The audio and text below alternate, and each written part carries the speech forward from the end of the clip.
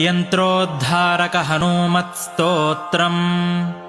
नमामि दूतं रामस्य सुखदं च सुरद्रुमम्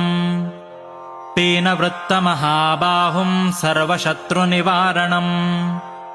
नानारत्नसमायुक्तकुण्डलादिविराजितम् सर्वदाभीष्टदातारं सतां वै दृढमाहवे वासिनं चक्रतीर्थस्य दक्षिणस्थगिरौ सदा तुङ्गाम्भोधितरङ्गस्य वातेन परिशोभिते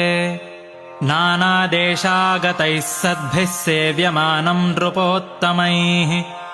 धूपदीपादिनैवेद्यैः पञ्चखाद्यैः स्वशक्तितः व्रजामि श्रीहनूमन्तं हेमकान्तिसमप्रभम् व्यासतीर्थयतीन्द्रेण पूजितं च विधानतः त्रिवारं यः पठेन्नित्यं स्तोत्रं भक्त्या द्विजोत्तमः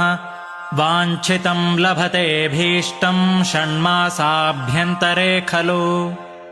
पुत्रार्थी लभते पुत्रं यशोर्थी लभते यशः विद्यार्थी लभते विद्यां धनार्थी लभते धनम् सर्वथा मास्तु सन्देहो हरिः साक्षी जगत्पतिः यः करोत्यत्र सन्देहं स याति नरकं ध्रुवम् इति श्रीव्यासराजविरचितं यन्त्रोद्धारक हनूमत्स्तोत्रम्।